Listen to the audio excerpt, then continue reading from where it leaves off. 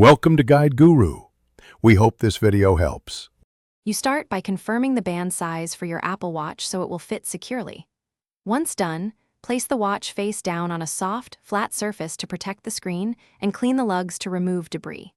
Next, press and hold the band release button. This disengages the latch. Slide the band straight out parallel to the watch body.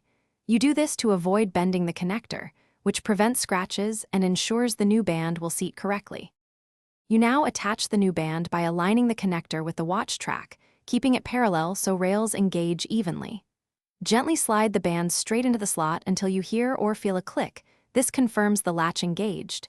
If you meet resistance, pull back and realign rather than forcing it. Make sure the printed text or clasp faces away from the watch face, because correct orientation affects comfort and sensor clearance. Finally, tug lightly to double-check. You finish by fastening the watch and adjusting the fit so sensors sit against your skin without cutting off circulation. Once fastened, check for any gaps or audible looseness. If you feel movement, remove the band and repeat the insertion step, ensuring alignment. If the band won't slide out or in, clean the track with a soft brush and press the release button while using a small non-metal tool to help.